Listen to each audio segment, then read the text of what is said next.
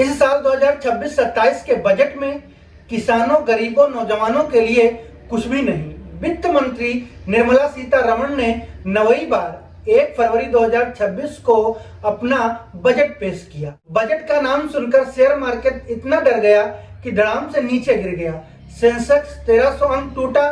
सोने चांदी में भी भारी गिरावट देखने को मिली।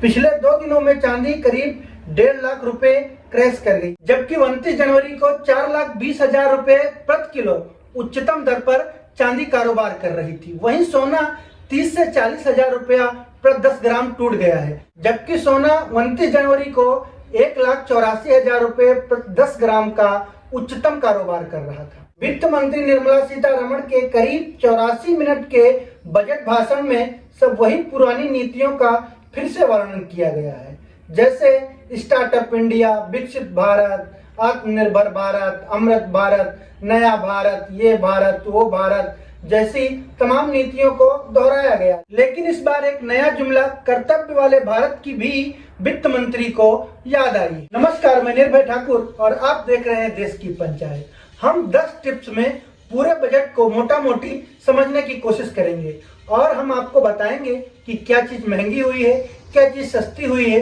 और किसानों, गरीबों, नौजवानों के लिए इस बजट में क्या कुछ है।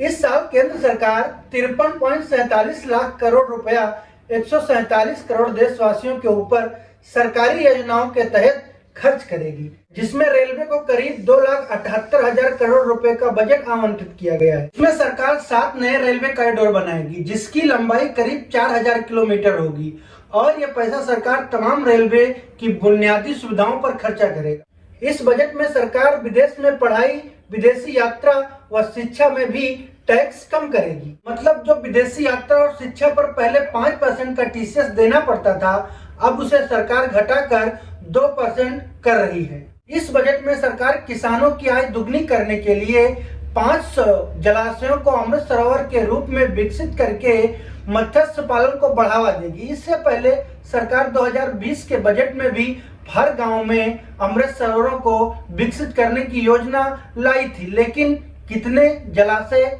अमृत सरोवर बने ये आप समझ सकते हैं। तटीय क्षेत्र में नारियल, चंदन, कोक, काजू जैसे उच्च मूल्य वाली फसलों में सहायता प्रदान कर उच्च मूल्य वाली खेती पर जोर दिया गया है। चिकित्सा के क्षेत्र में सरकार कैंसर, शुगर जैसी गंभीर बीमारियों की दवाओं पर कस्टम ड्यूटी हटाई है, जिसमें कैंसर की 17 दवाओं पर एकदम से कस्टम ड्यूटी हटा दी गई है और 7 दुर्लभ बीमारियों पर भी, विदेश से आने वाली दवाओं पर भी कस्टम ड्यूटी हटाई गई है।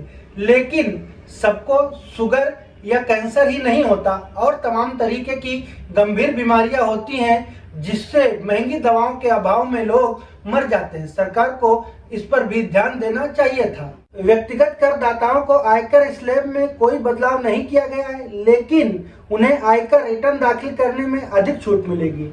निर्मला सीतारमण ने संशोधन आयकर रिटर्न दाखिल करने की अंतिम तिथि को मौजूदा 31 दिसंबर से बढ़ाकर 31 मार्च का प्रस्ताव दिया है। इस बजट में क्या महंगा क्या सस्ता होगा, तो विदेश से आने वाले चमड़े, जूते, electronics part, mobile part, battery ये सब सस्ता होगा। लेकिन शराब, सिगरेट, पान मसाला 40% तक महंगा हो सकता है। वहीं घरेलू गैस सिलेंडर 50 रुपए महंगा होगा।